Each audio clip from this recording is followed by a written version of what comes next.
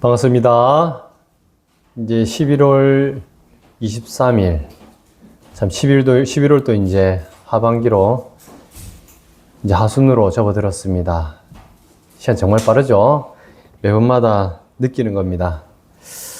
우리가 이 11월이 되고 특히나 이제 계절이 지나고 여러 가지 시간이 지남에 따라서 인생 가운데서는 그 시간이 지남에 따른 어떤 열매들이 맺어지죠. 한 해를 보더라도 농사를 하는 사람들 같은 경우는 특히나 더 그런 열매에 대한 체험을 직접적으로 구체적으로 우리가 함을 알 수 있습니다. 한 사람의 인생도 마찬가지입니다. 한 사람의 삶을 살아갈 때 그 삶의 열매라는 것은 다양한 형태로 빚어지기 마련이죠. 동일하게 우리가 복음, 하나님께서 우리 가운데 허락하신 이 복음의 말씀 또한 이 복음으로 말미암는 열매들을 또 맺어가시는 것이 또 하나님의 그런 섭리입니다. 오늘 말씀은 이 복음의 열매에 관해서 살펴보고자 합니다. 특별히 우리가 지난 시간 말씀을 우리가 잠시 되돌아보면 오늘 말씀이 어떻게 연결되는지 좀 더 구체적으로 알 수 있을 것 같습니다. 여러분, 지난 시간 우리가 어떤 말씀으로 설교했는지 기억납니까? 설교 제목이 하나님으로부터라는 말씀이었죠. 아포세우라는 말씀이었는데, 하나님으로부터 이 제목처럼 어떤 내용을 담고 설교를 했었죠? 다른 것이 아니라 바울의 사도됨, 또한 우리가 그리스도인됨, 또 나아가서는 우리의 삶을 지탱하는 그런 은혜와 평강의 기운, 이 모든 것들이 단순히 인간의 자격이나 세상의 조건에 있는 것이 아니고 이 모든 것들은 우리 선하시고 우리의 참 생명 되시고 구원자 되시고 나아가서는 우리의 창조 되신 이 여호와 하나님으로부터 주어진 것이다 라는 것을 배웠습니다. 지금 우리가 이렇게 살아서 생명을 누리고 나아가서는 갖가지 다양한 또 일도 하고 또 삶의 여러 가지 기쁨도 누리고 살아가는 이 모든 순간순간의 그러한 존재 이유부터 시작해서 살아가는 그 원동력, 이 모든 것들이 우리 인간으로부터 어떤 자생된 것이 아니라 또는 세상이 어떤 것으로부터 주어진 것이 아니라 오직 여호와 하나님으로부터 모든 것이 주어졌음을 지난 시간 말씀을 통해서 우리가 확인할 수 있었습니다.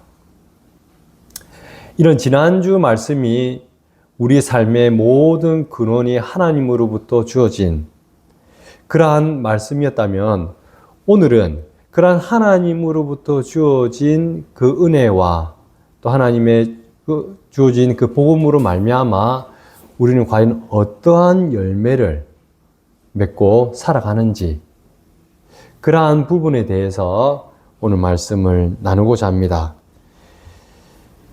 이 골로새 교회에 있었던 그런 당시 상황을 우리가 살펴보면 이 골로새 지역 자체는 리커스 계곡의 비옥한 토양 위에 있었던 지역입니다. 하지만 영적으로는 매우 혼탁한 황무지 같은 곳이었죠.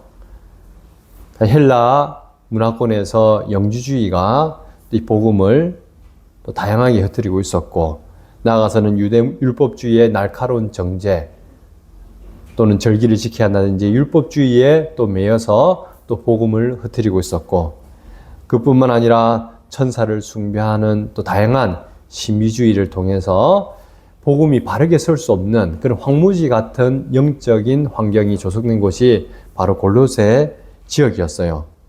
그래서 이 복음으로 말미암아 교회가 온전히 서기에는 쉽지 않은 그런 환경이었던 거죠. 그래서 이 골로새 교회 가운데 많은 거짓 교사들이 예수 그리스도만으로는 부족하다. 더 높은 지식, 이게 이제 영지주의도 마찬가지고 또는 더 엄격한 금욕 생활 등 다양하게 예수 그리스도 외에 다른 것들을 요구하는 이 거짓된 교사들이 판을 치고 있는 그러한 상황이었던 거죠. 바로 그 척박한 땅에 이 복음의 씨앗이 뿌려진 것이었죠. 그리고 이 바울은 이러한 골로새 지역을 향해서, 골로새 교회를 향해서 분명하게 선포를 하고 있어요. 그 핵심적인 내용이 뭐냐면 이 골로새서 전체의 내용인데, 그 뼈대를 잡고 있는 내용인데, 그 내용인 즉슨 예수 그리스도는 만물의 으뜸이시며 그분 안에서 우리는 충만하고 완전하다 라는 이 말씀을 선포하고 있는 것입니다. 오늘 본문은 이 전체 맥락 가운데 서론에 해당되는 부분인데, 하지만 이 참된 복음으로 살아갈 때 그 성도의 삶이 어떤 유기적인 변화와 열매를 맺어가는지, 그것에 대해서 아주 소상히 잘 드러내고 있는 복된 말씀이죠. 오늘 말씀을 통해서 사도 바울은 이 복음을 통해서 우리가 어떻게 하나님께서 기뻐하시는 그런 열매를 맺을 것인가, 또 나아가서는 이 복음 자체가 어떠한 능력을 가지고 있는가, 이런 부분에 대해서 우리가 살펴보는 가운데 실질적으로 우리가 살아가는 삶의 모든 과정 가운데 이 복음의 열매가 풍성히 맺히는 그런 놀라운 은혜의 시간들을 누려가는 저와 여러분 되시길 주님의 이름으로 축원합니다. 우선 먼저 우리가 3절부터 6절인데 3절부터 보는 것이 아니라 6절부터 먼저 말씀을 보고자 합니다. 우리 일단 6절 말씀 한번 볼까요? 다 같이 1장 6절, 골로새서 1장 6절 말씀 한번 다 같이 읽어보도록 하겠습니다. 시작. 이 복음이 이미 너희에게 이르매 너희가 듣고 참으로 하나님의 은혜를 깨달은 날부터 너희 중에서와 같이 또한 온 천하에서도 열매를 맺어 자라는 도다. 이렇게 됐죠. 즉 이 복음이 이미 너희에게 이르매 온 천하에서도 열매를 맺어 자라는 도다. 이 열매에 대해서 이야기를 하고 있어요. 열매를 맺어 자란다. 뭐가 이 복음이. 여기서 열매를 맺다 라는 것은 카르포 포르메논이란 말을 쓰고 있어요. 이 말 그대로 열매를 맺는 의미죠. 그리고 나아가서는 자라다는 악사누메논 이런 말을 쓰는데, 중요한 것은 이 동사의 형태가 중요합니다. 이 중간태 형태를 취하고 있거든요. 중간태. 이거는 우리나라의 문법에 없는 형태예요. 헬라어에서 중간태는 수동태형으로 되어 있지만 실질적인 것은 뭐냐면은 그 주체가 아주 능동적으로 관여하는, 우리가 수동태로 형태되어 있으면은 수동적인 의미를 가져야 되는데 실질적인 것은 수동태 형태지만, 모양은 수동태 형태지만 의미는 아주 능동적인 의미를 가지는 것이 바로 중간태 형태예요. 그리고 그 행위의 결과가 주체에게 직접적인 영향을 끼치는 그런 행위 방식에 대해서 표현한 것이 헬라어의 그 중간태라는 거죠. 즉, 복음은, 이 복음이 이렇게 어떻게 한다고요? 열매를 맺고 자란다 했거든요. 그것도 어떻게 해요? 중간태 형태로 이렇게 드러나 있단 말이에요. 그 말인 즉슨, 복음은 외부의 어떤 힘에 의해서 끌려다니는 것이 아니라 복음 그 자체 내에 생명력이 있어가지고 그 복음 그 생명력으로 스스로 확장되고 깊어지고 풍성한 열매를 맺고 자라게 한다는 그런 의미를 가지고 있어요. 복음 자체가 능력이 있다는 말이죠. 이는 이사야서 55장 10절에서 11절 이사야 선지자가 말씀했던 그거랑 아주 일맥상통하게 연결이 됩니다. 비와 눈이 하늘로부터 내려서 땅을 적셔서 소출이 나게 하며 싹이 나게 하여 이렇게 쭉쭉 이어지다가 내 입에서 나가는 말도 이와 같이 헛되이 내게로 되돌아오지 아니하고. 즉 복음이라는 것은 뿌려지고 심겨지고 그것이 어떻게 한다고요? 성령 하나님께서 그 복음으로 역사하셔서 말이 그냥 글 자체로 머물러 있는 것이 아니라 그 복음 자체의 생명력으로 열매를 맺고 자라게 하는 그런 놀라운 능력이 있다는 말씀이죠. 그래서 보면 우리가 이단들 또는 거짓된 가르침과 참 진리된 복음의 이 말씀의 능력이 어떻게 차이 나느냐. 거짓된 가르침 또는 이단들이 말하는 그 말은 꽃으로 비유하면 조화와 같은 거예요. 조화. 조화는 생명력이 있습니까? 없습니까? 겉은 화려하게 보일지 모르겠지만 생명력이 없잖아요. 그래서 이단들의 가르침대로 살아가게 되면은 일상생활이 무너집니다. 가정이 무너지고 사람과의 관계가 깨어져 버리고 일상생활에서도 문제가 갖가지 발생하게 됐어요. 죄와 사망의 권세 아래서 멸망의 길로 가는 것이 바로 그런 거짓된 가르침 또는 이단들의 가르침의 결과들이죠. 하지만 이 복음 같은 경우는 어떻게 보면 아주 투박해 보이지만 이 복음 자체가 엄청나게 생명을 지닌 바로 생화 같은 거예요. 진짜 꽃인 거죠. 생명을 가진. 그 꽃을 피우면 어떻게 됩니까? 열매를 맺고 그 열매 가운데 또 뭐가 나옵니까? 또 씨가 뿌려지고 계속해서 그 가운데서 생명력이 확장되고 번성하고 풍성해지는 그런 놀라운 역사가 일어나는 것이 바로 이 복음이라는 거죠. 이 복음이 살아 있었기 때문에 골로새 시대 아주 척박한 영적으로 아주 척박한 토양이었던 골로새 지역 가운데 이 복음으로 말미암아 사람들이 변화되고 하나님 나라를 이루어가는 그 교회를 이루는 놀라운 역사가 있었던 거죠. 사랑하는 여러분, 말씀은 단순히 정보를 전달하는 도구가 아닙니다. 여러분 잘 알고 계시죠? 말씀은 우리가 그냥 소설이나 어떤 책에서 보는 그냥 단순히 그냥 단순한 정보를 전달하는 그런 수단이 아닌 거죠. 말씀 자체가 뭐라고요? 성령의 검이요 살아있는 영이란 말이에요. 그래서 말씀이 육신이 되신 분이 바로 누구예요? 예수 그리스도잖아요.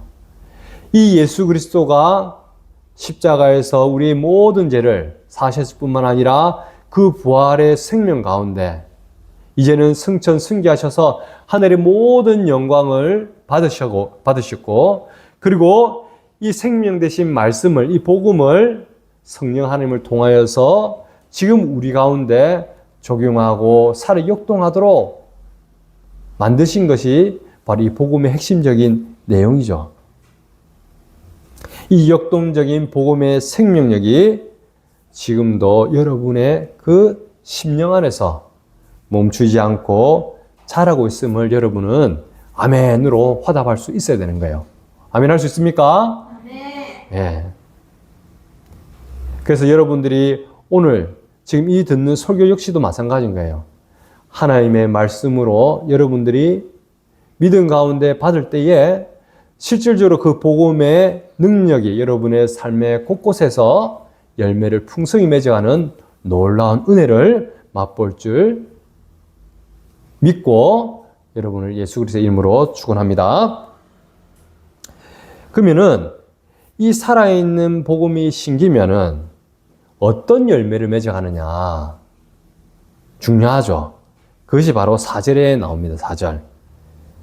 특별히 오늘 본문 말씀 4절에는 두 가지 열매를 표현하고 있습니다. 다 같이 한번 4절을 한번 볼까요? 1장 4절. 읽겠습니다. 시작. 이는 그리스도 예수 안에 너희의 믿음과 모든 성도에 대한 사랑을 들었음이요 라고 되어 있죠.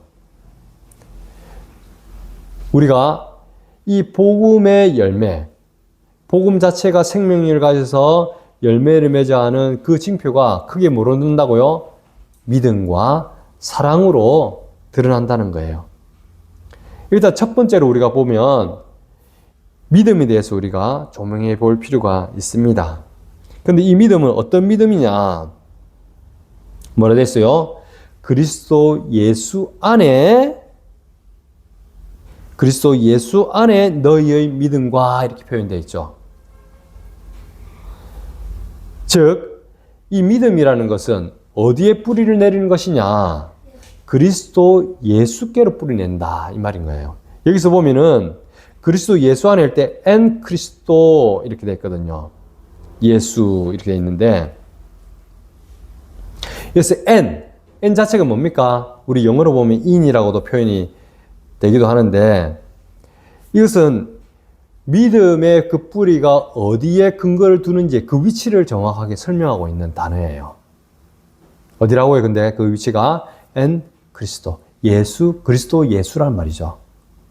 즉 믿음이 이렇게 공중에 붕 떠가지고 그냥 허상으로 아니면 어떤 관념적으로 피상적으로 존재하는 것이 아니라 예수 그리스도의 그러한 견고한 반석 안에 깊이 뿌리를 내고 있다는 거예요.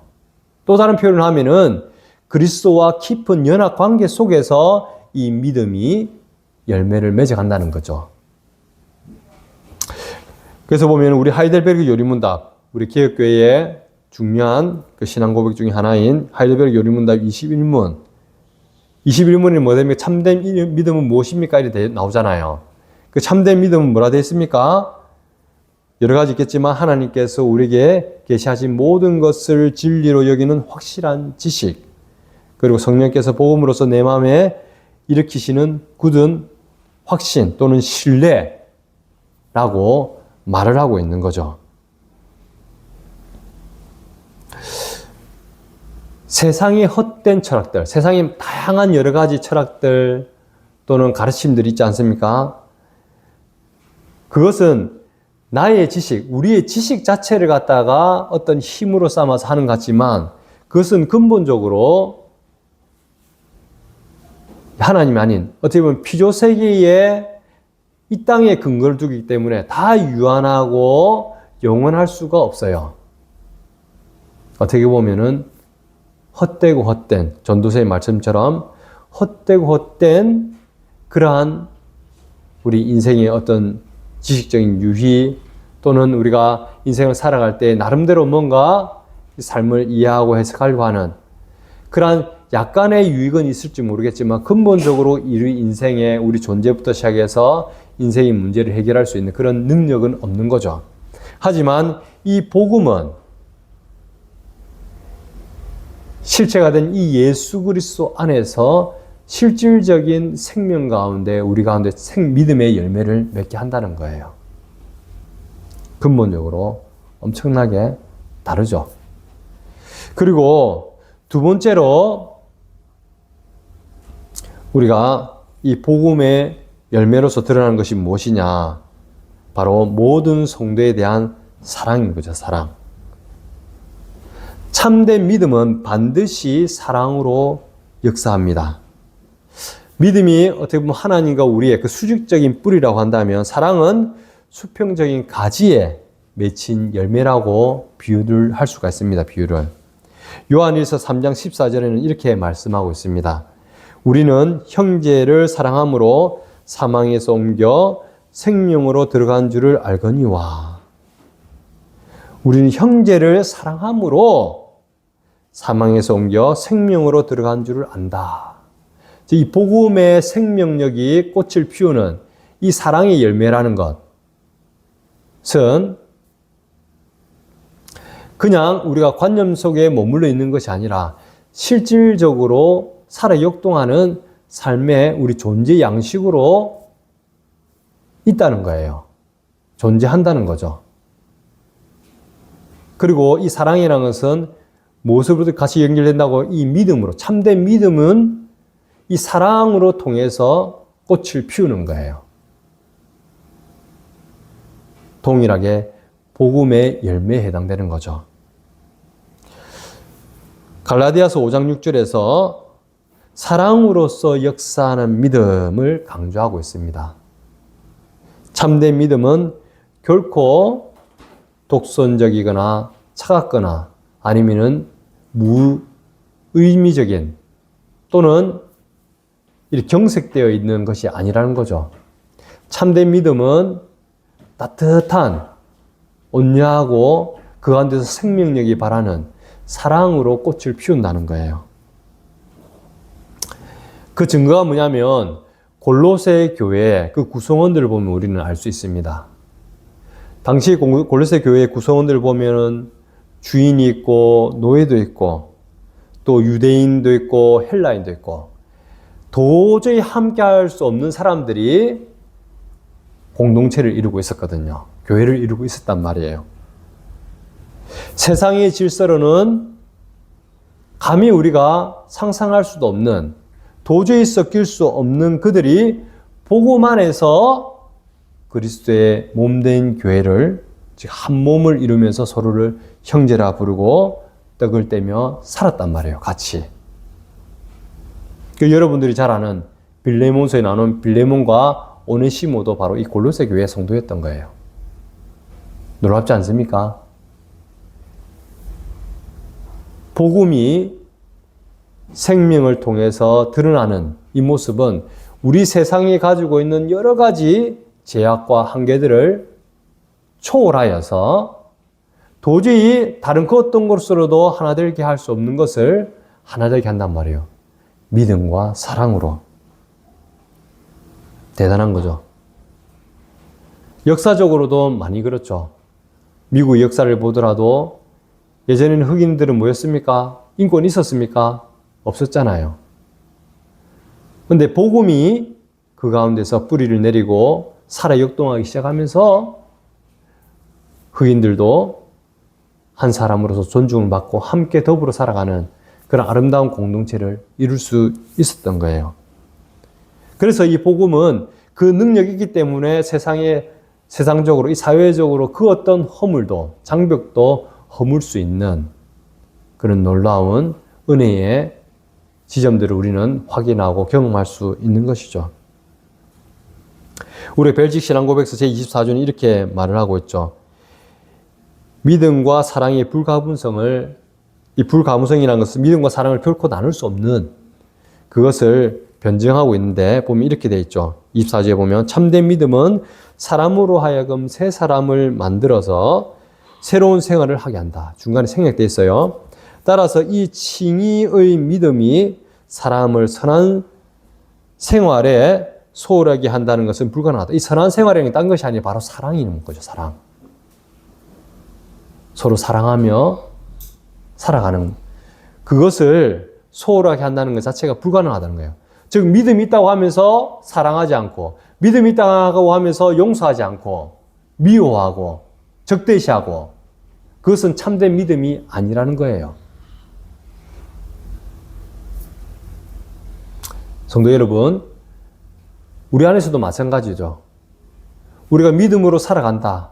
하나님의 자녀로, 하나님의 상속자로, 하나님 백성으로 살아간다는 것은 기본적으로 이런 믿음 안에 참 사랑을 끊임없이 구하고 용서하고, 물론 한편으로 보면 우리가 반복적인 갈등과 또는 서로 다툼이 있고 이렇게 하겠지만 궁극적으로는 어떻게 한다고요?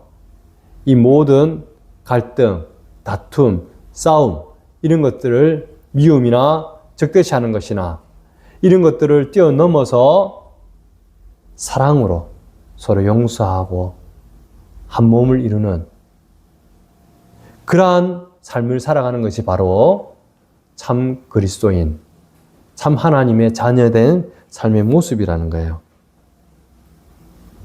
믿음이 있다고 하는 것은 예수를 향해서 먼저 용서를 구하고 먼저 사랑하고 섬기는 뜨거운 사랑으로 증명이 된다는 거죠. 믿습니까? 예. 여러분들도 나 스스로는 도저히 믿음도 또 이웃을 사랑할 수 없는 존재지만 그 하나님의 강권적인 은혜와 긍휼과 사랑 가운데 그리스도인으로서 하나님이 때마다 말씀하여 주시고 그 말씀에 부대껴서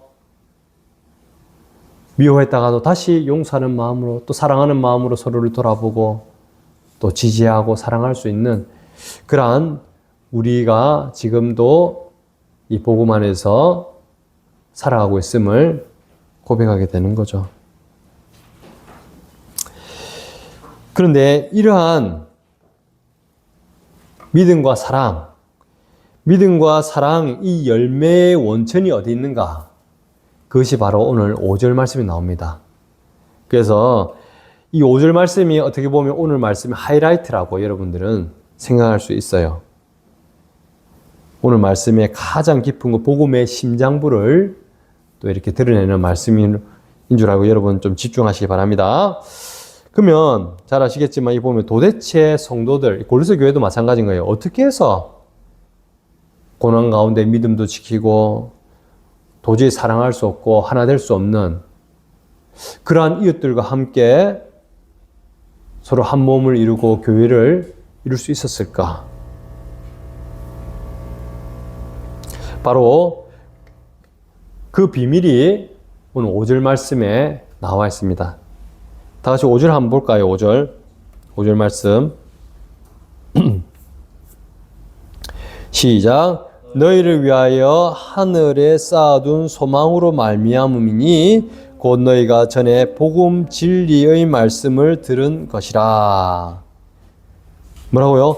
너희를 위하여 하늘에 쌓아둔 소망으로 말미암음이니 이렇게 말씀이 이어지고 있거든요. 소망으로 말미암음이니. 우리는 보통 믿음이 자라서 소망이 된다고 보통 생각할 때가 많잖아요. 그리고 성경에도 그 믿음, 소망, 사랑 이렇게 또 나오고 이런 표현이 있고 또 골로새서 우리가 고린도전서 13장의 사랑장에도 보면은 또 사랑 표현할 때도 모든 것을 바라고 모든 것을 믿고 모든 걸 참고 모든 걸 견디느냐 뭐 이렇게 나오는데 근데 바울은 놀랍게도 오늘 말씀을 보면 이 순서를 뒤집고 있어요. 헬라 원문에 보면 이렇게 돼 있어요. 디아테인 엘피다 이렇게 됐거든요. 디아테인 엘피다. 이 사랑, 믿음과 사랑의 이 복음의 열매가 디아 이 몸을 통해서거든요. 또는 뭐뭐 때문에. 근데 그것이 뭐냐면 바로 엘피다. 소망 때문에 우리가 이렇게 열매를 맺게 된다라고 이야기를 하고 있는 거예요. 즉 소망이 원인이고 믿음과 사랑이 결과라는 거예요. 결과. 특히 여기 보면 5절에 보면 너희를 위하여 하늘에 쌓아둔 일이 됐잖아요. 쌓아둔. 아포케이메넨. 이 단어가 어떤 의미를 가지고 있냐면 당시 이제 그 1세기 당시에 법정이나 상업 문서에서 쓰이는 용어였는데 안전하게 예치되어 있다. 이미 확보되어 있다라는 의미를 가지고 있어요. 하늘에 쌓아뒀단 말은 뭐냐면 하늘에 이미 확보되어 있는 상태, 안전하게 예치되어 있다라는 의미를 담고 있다는 거예요. 무엇이요? 바로 이 소망이. 근데 여기서 말하는 이 소망이 단순히 내일 뭐 날씨가 좋았으면 아니면 이거 뭐가 됐으면 맛있는 거 먹었으면 또 막연한 이러한 그는 우리가 원하는 그런 바람을 이야기하고 있는 게 아니에요. 이거는 예수 그리스도께서 십자가와 부활로 획득하시고 승천하심으로 확증하신 하나님 나라의 그 기업을 이야기하고 있는 거예요. 하나님 나라의 기업. 그 보면은 이걸 갖다가 표현할 때 베드로전서 1장 4절에서는 이렇게 말하고 있죠. 썩지 않고 더럽지 않고 쇠하지 아니하는 유업이다라고 말씀하고 있는 거예요. 그럼 하나님 나라에 쌓아둔 게 뭐라고요? 바로 하나님 나라의 그 유업들. 예수 그리스도께서 이미 십자가에서 우리의 모든 죄를 대속하심으로 이루신 그런 의롭게 하심. 또 하나님의 그 뜻을 완전히 성취하신 그 만족하게 하심. 그리고 하나님께 모든 속하는 모든 것들을 우리에게 주시는 그 거룩하게 하심 뿐만 아니라 하나님께서 친히 통치하시고 하나님의 그 영광 가운데 있는 그 하나님 나라의 모든 유업들을 이미 하늘에 확보하고 예치하고 있는 상태인 거예요. 그것으로 말미암아 우리가 믿음과 사랑의 열매를 맺어간다는 것이죠. 우리가 돌트, 이거는 뭐냐면 우리가 돌트 신경, 우리 5번째 교리에 해당되는 성도의 견인에 대해서 가르치고 있는 그 위대한 확신과 동일하게 연결되는 말씀이에요. 보면 이렇게 되어 있습니다. 돌트 신경 5기를 보면 하나님께서는 자신의 변치 않는 목적을 따라 성령의 보증을 거두지 않으시며 그들이 은혜의 상태에서 떨어져 나가도록 버려두지 않으십니다. 하나님께서 성도의 견인이라는 것은 뭡니까? Perseverance of Saints거든요. 성도의 견인. 이 perseverance가 무슨 뜻입니까? 참고 견디고 인내하는 거잖아요.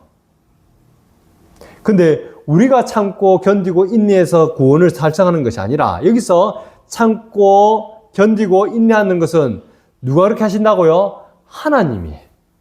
하나님께서 친히 우리의 구원을 반드시 이루도록 하시는 그 하나님의 강권적인 주권과 사랑에 대해서 이야기하는 부분이 바로 성도의 견인인 거예요.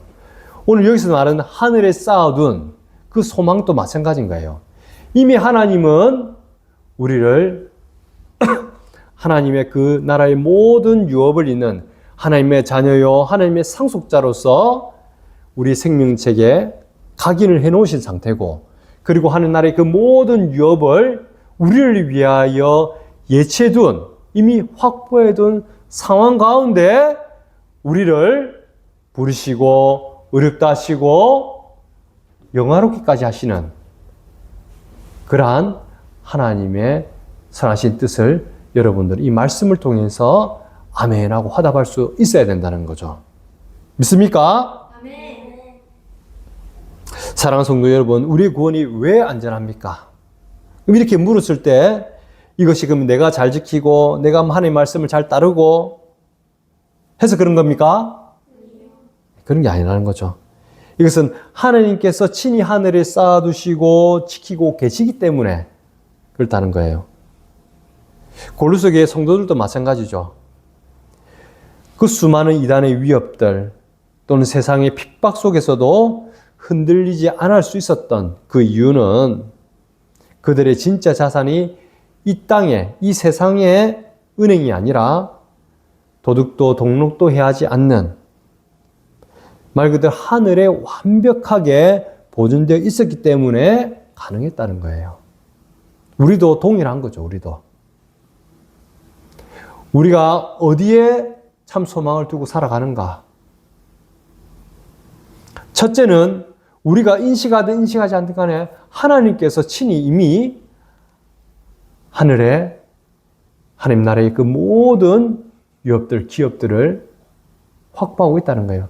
예수님께서 이루신 그러한 모든 선하신 사역들, 의롭게 하심도, 만족하게 하심도, 거룩하게 하심도, 심지어 하나님의 그 영광마저도 우리의 것으로 이미 확보하고 있는 상태라는 것을 여러분들이 기억해야 된다는 거예요. 사랑하는 성도 여러분, 이제 이 말씀을 듣고 그럼 우리의 삶 가운데는 과연 그러면 어떻게 적용되느냐? 우리는 하늘에 쌓아둔 소망을 가진 자로서 오늘 어떻게 살아야 될 것인가? 한번 생각해 볼 필요가 있는 거죠. 첫째는 결핍이 아닌 충만의 관점에서 서로 사랑해야 된다는 거예요. 이미 앞서도 얘기했지만 우리의 존재 자체가 뭐예요? 하나님의 자녀 그리스도인이잖아요. 하나님 나라에 이미 우리가 감히 감당할 수도 없을 만큼 헤아릴 수도 없는 그 하나님 나라의 충만한 은혜와 그 하나님 나라의 모든 영광조차 우리를 위해서 이미 확보된 상태란 말이죠. 다윗이 고백했던 여호와는 나의 목자시니 내게 부족함이 없으리로다 했던 그 고백이 동일하게 우리의 고백이라는 거예요. 그런 자라면 우리가 이 세상 속에 째째하게 살 필요가 없다는 거죠. 세상 사람들은 내 것을 조금이라도 잃을까 두려운 가운데 함께 나누는 삶이 상당히 인색합니다. 그렇게 살기 어려워요. 진정한 사랑을 나누고 내가 진짜 손해를 감수하면서 이웃을 위해서 살아가기가 본성적으로는 불가능해요. 그래서 보면 이 사랑조차도 뭐냐면 거래죠, 거래. 세상 사람들은. 그러나 우리는 다르다는 거죠. 우리는 기본적으로 이 하늘에 쌓아둔 소망, 즉 무한한, 하나님 나라의 그 무한한 기업이 이미 우리의 것임을 알고 믿기 때문에 이 세상의 어떤 것에 연연하지 않는다는 거예요. 이 땅에서 좀 손해를 보고 내가 좀 부족하고 또는 내가 좀 어떨 때는 억울하게 좀 당하기도 하고 질 때도 있고 그죠? 하지만 오히려 우리 믿는 그리스도인들은 이 하나님 나라의 이 무궁무진한 하나님 나라의 그 기업을 이은 자로서 넉넉하게 우리가 손해도 감수할 수 있고 져주기도 하고 오히려 하나님 나라의 그 완전한 가운데 그 사람들을 이웃을 향해서 우리가 충분히 또 충만하게 우리가 서로를 사랑할 수 있는 그러한 자가 바로 우리라는 거예요. 그래서 결핍이 아닌 충만의 관점에서 사랑하는 거예요. 사랑할 때 인색하게 하지 말고 얼마든지 우리가 넉넉하게 여유 있게 서로 나누고 섬길 수 있는 물질이 안 되면은 시간으로든지 아니면 마음으로든지 이웃을 위해서 기도로든지 다양한 형태로 그들을 하나님의 그 마음, 하나님의 그 사랑으로 품고 섬길 수 있는 저와 여러분이 되어야 된다는 거죠. 이것이 바로 이 성도의 넉넉함이에요. 째째하지 않죠, 우리는. 그래서 가장 가까이 있는 우리 형제부터 시작해서 이웃들에게 하나님 나라의 그 넉넉함, 충만한 가운데 사랑하고 섬길 수 있는 저와 여러분 되길 주님의 이름으로 기도드리겠습니다. 두 번째는 이미와 아직 사이에 우리가 소망의 닻을 내려야 된다는 거예요. 우리는 여전히 죄 많은 세상을 살아가고 있지 않습니까? 하지만 우리의 신분은 어떻습니까? 이미 하늘 보좌 우편에 그 하나님의 그 영광의 자리에 있는 자가 바로 우리라는 거죠. 이미 우리는 어디라고요? 하나님 나라 예수 그리스도의 그 영광의 자리에 함께 앉혀진 자가 우리란 말이에요. 하지만 이 세상 자체는 어떻습니까? 아직 그러한 영광에 한참 미치지 못하는 죄 많은 세상에 우리는 있긴 있거든요. 하지만 우리의 닻을 어디에 둬야 될 것 같습니까? 하늘에 둬야 된다는 거예요. 히브리서 6장 19절에 이렇게 말하고 있습니다. 이 소망에 대해서 영혼의 닷 같아서 튼튼하고 견고하여 휘장 안에 들어간다고 말씀하고 있어요. 즉 인생의 풍랑이 일렁일 때, 몰아칠 때, 이 죄 많은 세상 속에 살아갈 때는 우리가 감히 그 하나님 나라의 그 영광에 걸맞는 삶을 살기는 어렵죠. 그렇다 하더라도 이미 우리는 그 하나님의 그 영광 자리에 우리가 앉혀진 자로서 우리의 닻을 이 땅 가운데 여기서 보면은 부족하고 내가 감히 받을 수 없는 그런 어려운 가운데 이 세상의 현실의 닻을 내리고 살아가는 것이 아니라 우리의 이미 이루어진 그 하나님 나라의 그 소망 가운데 닻을 내리고 우리는 스탠스를 딱 짚고 중심을 잡고 있어야 된다는 거예요. 이해됩니까? 그래서 삶을 살아갈 때에 눈앞에 보이는 현실에 우리가 좌우되는 삶을 살아가는 것이 아니라 궁극적으로 우리는 하나님 나라의 중심을 두고, 즉 위의 것에 우리의 시선을 고정하고 이 세상을 넉넉한 가운데 살아가야 된다는 거죠. 그리고 이 닻이라는 건 딴 것이 아니라 어디에요? 주 예수 그리스도께 연결되어 있다는 것을 여러분들이 기억해야 된다는 거죠. 그래서 우리가 바라보고 나아가야 될 바가 우리의 참 모범이 누구냐? 이 세상의 누가 또는 이 세상이 어떤 것이 아니라 우리의 참 구주 되신 예수 그리스도가 우리의 진정한 모범이고 우리가 따라야 될, 우리의 시선과 초점을 맞춰야 될 대상이라는 거예요. 말씀을 통해서. 그리고 세 번째로는 상황을 해석하는 눈을 바꿔야 됩니다. 어찌 보면 두 번째는 같이 연결되는데 로마서 8장 18절은 이렇게 말씀하고 있습니다. 생각하건대 현재의 고난은 장차 우리에게 나타날 영광과 좋게 비교할 수 없도다. 고난이 닥쳐올 때 우리가 감히 감당할 수 없을 것 같은 그런 어려움이 닥쳐올 때 우리는 그 현상 자체, 그 고난 자체에 함몰되어서는 안 된다는 거죠. 내 인생의 결론은 궁극적으로 어디입니까? 하늘에 있다는 거예요. 그 하나님의 그 영광 가운데 있다는 거예요. 우리가 오늘날 살아간다는 것은 어떤 말이냐면은 이미 확정된 그 하나님 나라의 그 영광을 이 땅 가운데 현재로 끌어당겨서 살아가는 자가 바로 그리스도인인 거예요. 그래서 우리는 겉으로 보이는 어떤 상황에 좌우되는 것이 아니라 심지어는 말 그대로 망할 것 같은 그런 상황이라 할지라도 우리는 이미 그 하나님 나라의 그 영광 가운데 있는 자로서 언제든지 우리는 감사할 수 있고 하늘의 영광 가운데 기뻐하는 자가 바로 우리라는 거죠. 그리고 그 어떤 상황도 넉넉히 이겨낼 수 있는 인내와 믿음이 있는 자가 바로 우리라는 거예요. 믿습니까?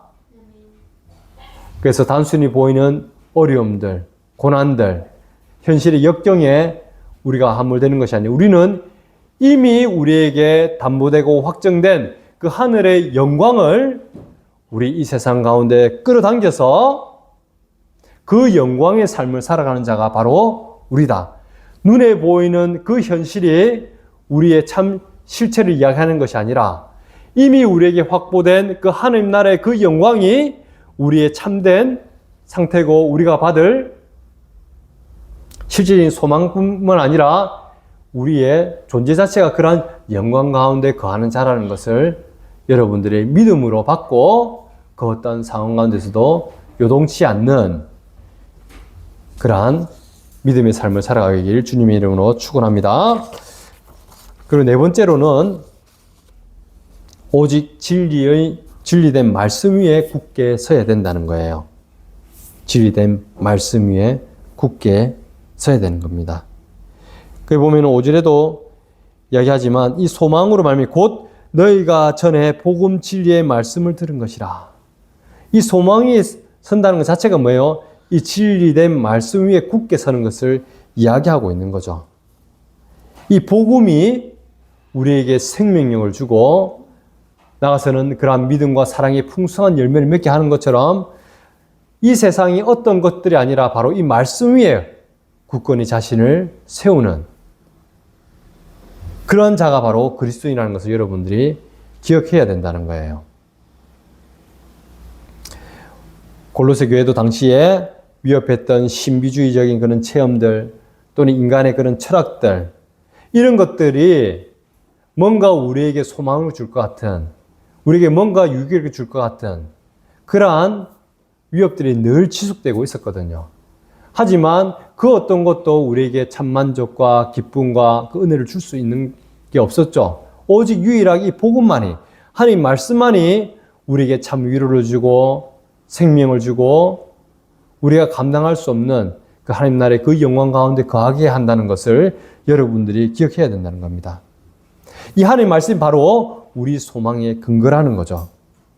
벨지 신앙 고백서 제5조가 고백하듯이 성경만이 우리의 믿음을 규정하고 확인하는 유일한 규칙이다라는 것을 여러분들이 기억해야 되는 거예요. 오히려 흔들리는 세상 가운데서 우리 상황 자체가 어려우면 어려울수록 우리는 어떻게 해요? 성경, 하나님의 말씀을 펼쳐야 되는 거예요. 이 말씀 가운데 우리의 참된 유일한 보증이 있고 생명이 있다는 것을 알고 더욱더 적극적으로 하나님 말씀을 묵상하고 구하고 찾고 읽고 나누는 그러한 은혜가 있어야 된다는 거죠. 말씀을 맺겠습니다. 사랑하는 성도 여러분, 우리의 신앙은 궁극적으로 하나님으로부터 주어진 것이죠. 나에게서 어떤 출발점이 하나도 없었다는 거예요. 하나님께서 보내신, 그리고 이 복음이라는 것은 세상의 그 어떤 것과는 다르게 어떻게 해요? 확실한 보증이 있는 거죠. 이미 우리 가운데 하나님 나라의 그 모든 기업들을, 유업들을 우리 가운데 예치하고 있는 거예요. 확보하고 있는 상태라는 거죠. 복음 멈추지 않고 우리 가운데서 늘 자라나는 생명력으로 그리스도께 뿌리받은 믿음과 지체를 향한 수고하는 사랑으로 꽃을 피운다는 것을 여러분은 기억하셔야 됩니다. 그리고 이 모든 거룩한 삶을 가능하게 하는 힘은 내 의지가 아니라 바로 전적으로 하나님의 은혜 가운데 주어진 하나님 나라의 그런 소망이라는 거죠. 이 소망의 닻을 깊이 내린 성도는 그 어떤 상황 가운데서도 요동하지 않는 참 평안의 삶, 참 위로의 삶을 누릴 줄 믿습니다. 예수 그리스도께서 십자가와 부활로 이미 완성해 놓으신 그 승리의 관점에서 오늘을 해석해야 된다는 거죠. 그래야 해서 이 척박한 세상 속에서도 하늘의 풍성한 열매를 맺고 하나님께 영광 돌리는 저와 여러분 되시길 주님 이름으로 간절히 축원합니다. 기도하겠습니다.